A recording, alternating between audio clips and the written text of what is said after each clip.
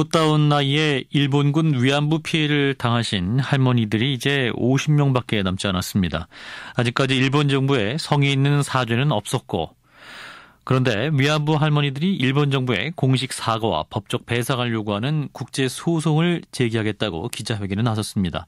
어떤 이유에서인지 직접 목소리를 낸 위안부 피해자 유희남 할머니를 연결하겠습니다. 할머니 안녕하세요. 네. 예, 자, 인터뷰 응해 주셔서 감사합니다.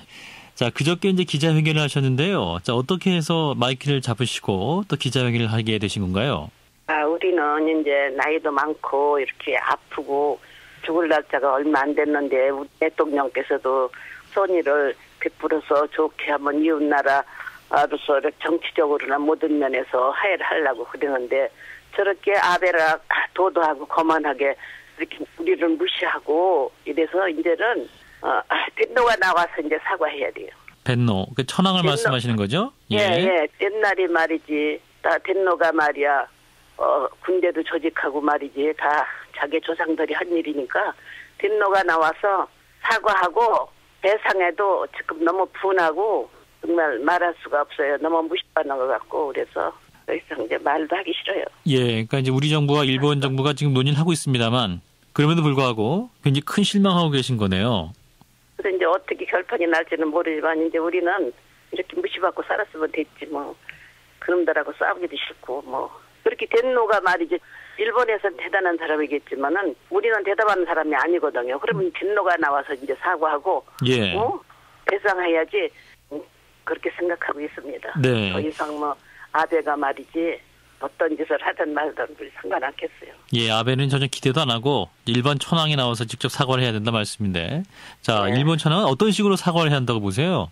우리한테 와서림이 과거 조상이 잘못한 것 자기네들이 말이야 대신 빈다고 그러고 말이요 70년 동안 말이지 이렇게 인생을 짓밟은 말이지 보상을 상당히 해야죠. 네.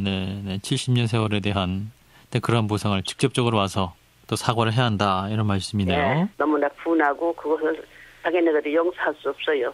저희 자기네들이 보상하고 용서를 받으려면 우리 16살, 15살로 갖다 놔야지. 인간성이 틀려먹어. 네. 자, 그리고 이제 일본 정부에서 이제 우리 정부랑 이제 협상 과정에서 나오고 있는 얘기가 성노예라는 단어를 쓰지 말게 해달라. 이제 우리 정부에 요청을 했거든요.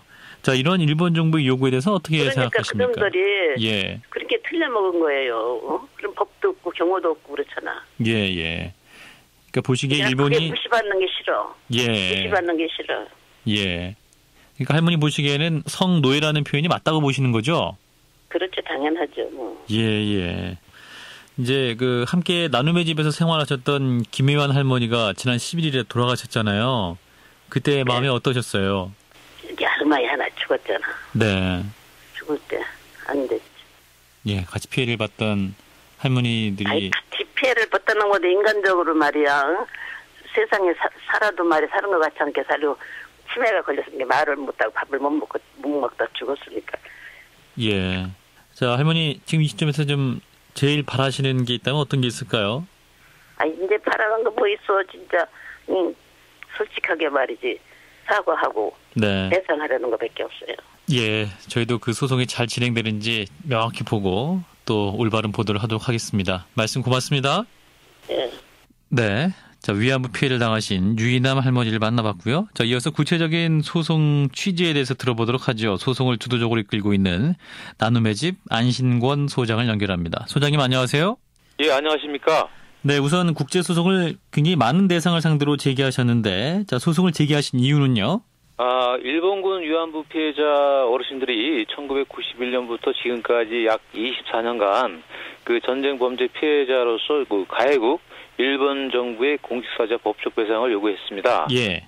그런데 그 지금 피해자분들이 현재 50분만이 생존해 계시는데 그 평균 연령이 이제 90세라 이제 남은 시간이 별로 없기 때문에 네. 시급함에 이러한 그 법적인 그 소송을 이제 제기하게 됐습니다. 예, 그동안 이제 국내에서나 일본 법정에서도 재판이 많이 진행됐었잖아요. 그런데 이제 네네. 국제 소송까지 나선 이유는 뭡니까?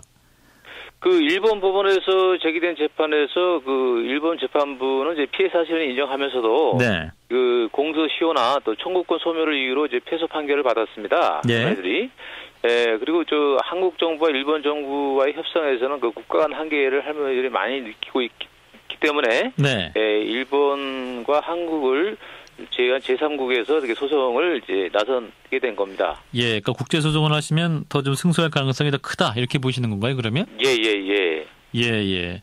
자, 그런데 이제 7월까지 일본 정부 답변을 기다리겠다 하셨어요. 그런데 이제 아베 담화가 8월로 예정돼 있기도 한데 약간 기한을 이르게 잡은 거 아닌가요? 어떤 생각으로 또 그렇게 기한을 잡으신 거죠?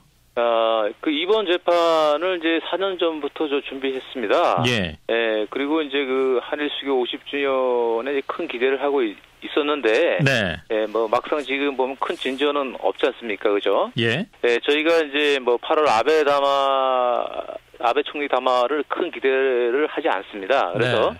저희가 일단 그 7월 14일에서 16일 사이에 접수를 할 예정입니다. 예. 예.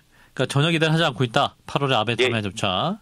예. 자, 그런데 최근에 이제 박근혜 대통령이 일본 정부의 한 얘기도 들으셨을 텐데 과거사의 무거운 짐을 화해의 마음으로 내려놓을 수 있도록 하는 게 중요하다라는 거였잖아요. 자, 이 발언은 네. 어떻게 들으셨나요?